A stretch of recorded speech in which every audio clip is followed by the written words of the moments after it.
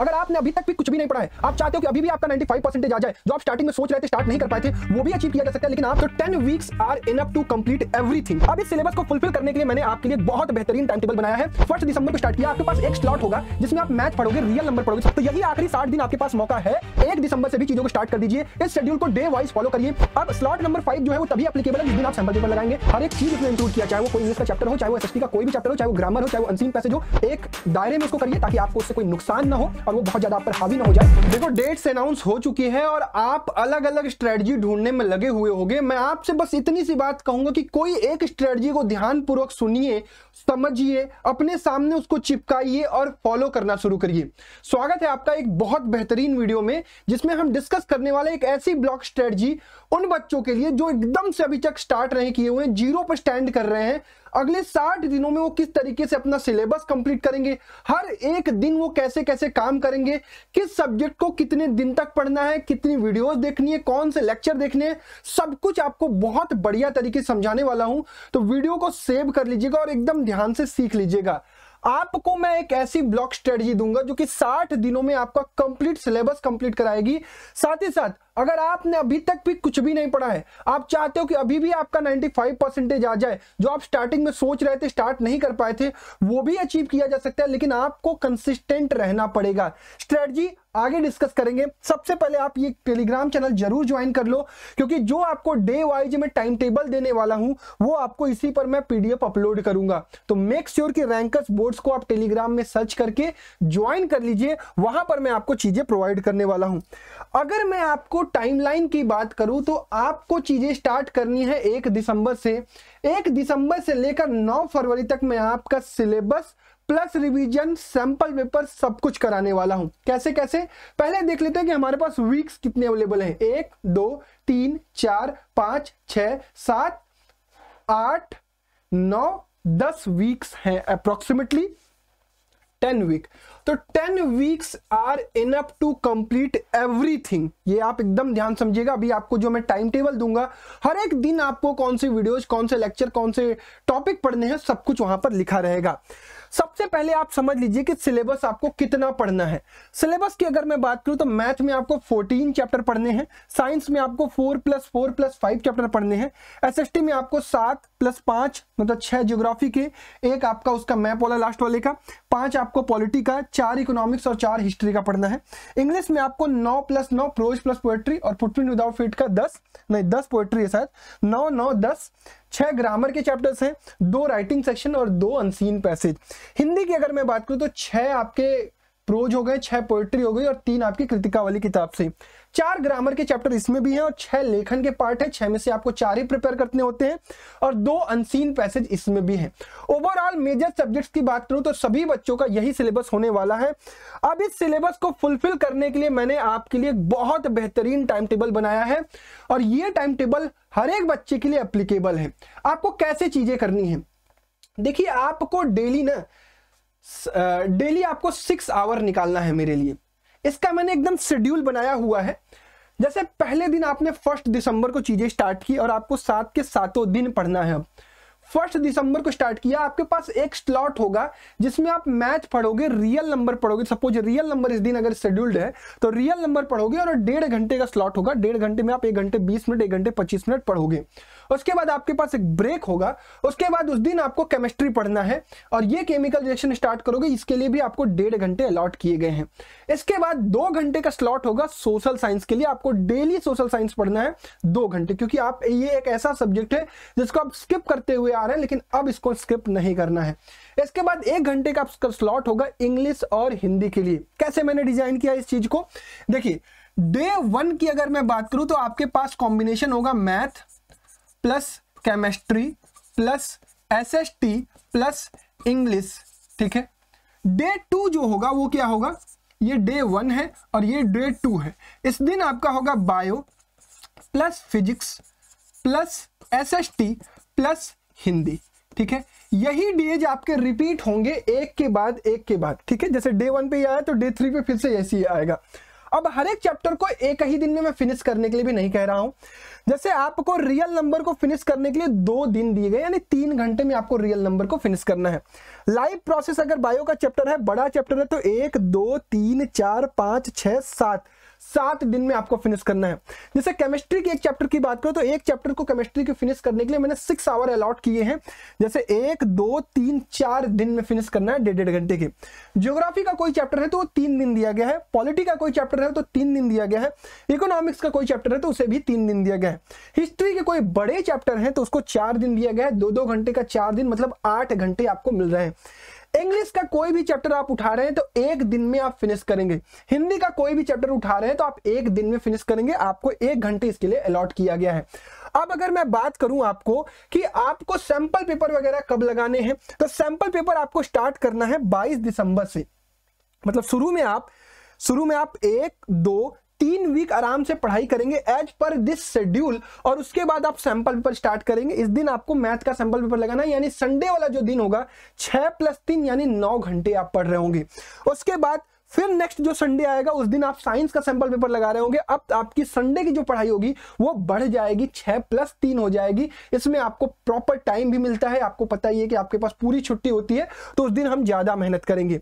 अब फिर उसके बाद आप 5 जनवरी को एसएसटी का सैंपल पेपर लगाएंगे। फिर उसके बाद 12 जनवरी को आप मैथ का सैंपल पेपर, और ये शेड्यूल चलता रहेगा। देखिए यहां तक आपको 5 जनवरी तक आपका फिजिक्स और केमिस्ट्री फिनिश हो चुका है। आगे आप बढ़ेंगे तो बायो आपका जो है वो 17 जनवरी तक आपका फिनिश हो जाएगा। उसके बाद मैथ्स की बात करूं तो ये 30 जनवरी तक फिनिश हो जाएगा। अगर मैं सोशल साइंस की बात करूं तो ये भी आपका 28 जनवरी को फिनिश होगा। और इंग्लिश की बात करूं तो ये आपका फरवरी 1 को फिनिश होगा।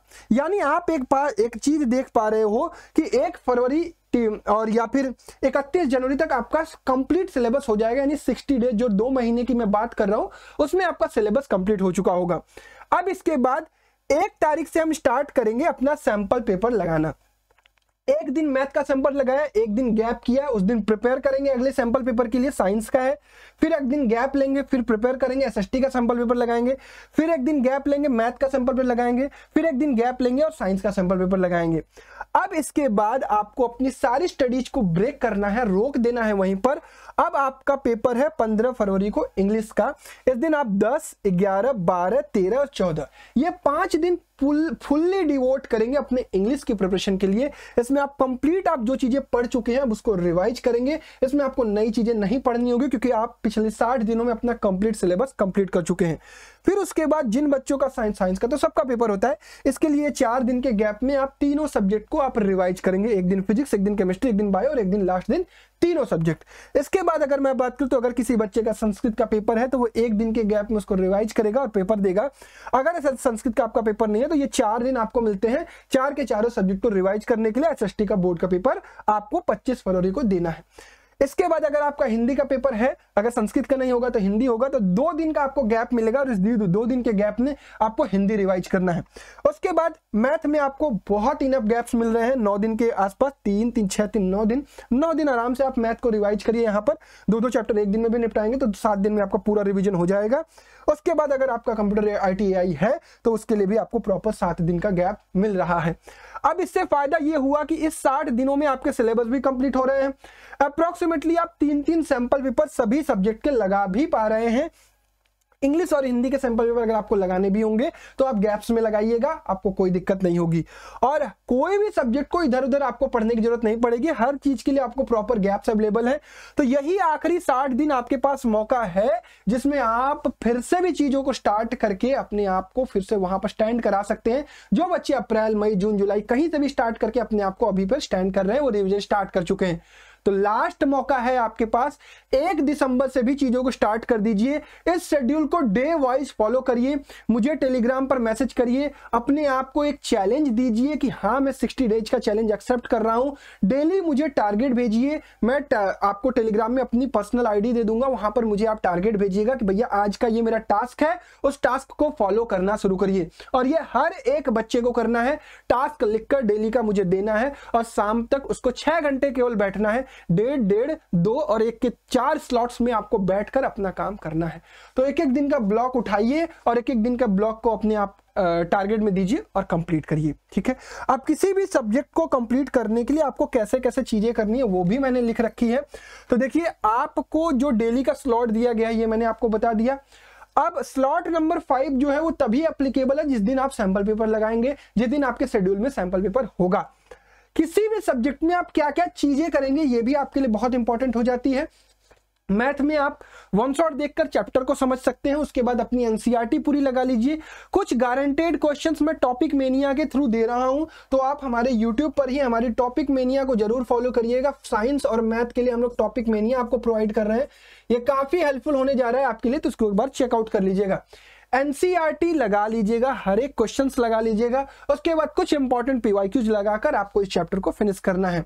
अगर आप साइंस और एसएसटी की बात कर रहे हो तो आप वीडियो लेक्चर तो देखोगे वन शॉट 1.5 से 2 घंटे वाले लेक्चर्स को, जिन भी टीचर का आपको अच्छा लगता है। उसके बाद अपने एनसीईआरटी की एक गो थ्रू करोगे, रीडिंग करोगे हल्की फुल्की, और आंसर राइटिंग की प्रैक्टिस मस्ट है इन दोनों ही सब्जेक्ट्स में। ये चीज ध्यान रखेंगे।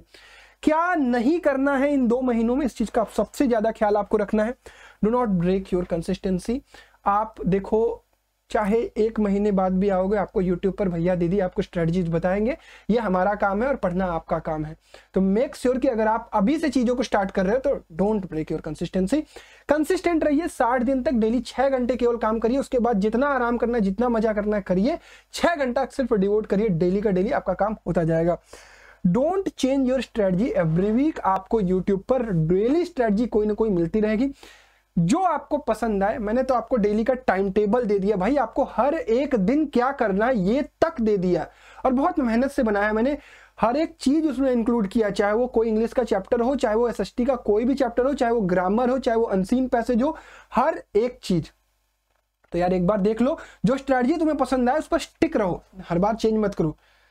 कई सारे बच्चे क्या करते हैं कि उन्हें लास्ट में लगता है कि सिर्फ वीडियो लेक्चर देखकर वो चले जाएंगे, उनका काम हो जाएगा। आप ब्लैंक हो जाओगे एग्जाम हॉल में, आप आंसर्स लिख नहीं पाओगे। ये सबसे इंपॉर्टेंट चीज होती है। सिर्फ लेक्चर देखने, मैराथन देखने से आपका कुछ नहीं होगा, आपको लिखना पड़ेगा, आंसर राइटिंग की प्रैक्टिस करनी पड़ेगी। जो शेड्यूल को फॉलो कर रहे हो उसमें आपको एक स्लॉट्स देने पड़ेंगे जिसमें आप आंसर राइटिंग प्रैक्टिस करोगे। सपोज 4 दिन आप केमिस्ट्री का chemical reaction and equation revise कर रहे हो, तो 3 दिन शुरू के अगर आप उसको पढ़ने में लगा रहे हो तो 1 दिन उसके इंपॉर्टेंट क्वेश्चन के आंसर लिखने में भी लगाओगे। ठीक है। चौथी चीज, आपको आंसर राइटिंग स्किप नहीं करनी है, ये मैं बार बार कह रहा हूं, सिर्फ वीडियो लेक्चर पर डिपेंड नहीं करना है। 5वीं चीज, सोशल मीडिया का इस्तेमाल कर रहे हैं, अच्छी बात है, कोई बुरी बात नहीं है। एक दायरे में उसको करिए ताकि आपको उससे कोई नुकसान ना हो और वो बहुत ज्यादा आप पर हावी ना हो जाए। सिर्फ आप थोड़े बहुत टाइम के लिए, एंटरटेनमेंट के लिए यूज करिए, बहुत एक्सेसिव यूज मत करिए। बोर्ड एग्जाम के बाद आपको यूज करना होगा तो आप यूज कर लीजिएगा।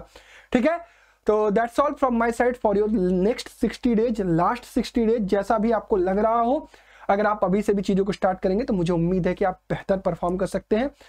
तो that will be final study for 60 days. I hope आप इसको फॉलो करेंगे। तो एक बार टेलीग्राम पर मुझे मैसेज कर दीजिएगा, जो जो बच्चे चैलेंज एक्सेप्ट कर रहे हैं मैं सबसे एक बार कांटेक्ट कर लूंगा और उनकी जो भी पॉसिबल मेंटरशिप होगी वो प्रोवाइड कर दूंगा, ताकि आप अगले 60 दिनों तक डेली मुझे टारगेट भेजकर अपने आप को फुलफिल करिए 95% प्लस के लिए। Thank you so much. जय हिंद, बेस्ट ऑफ लक।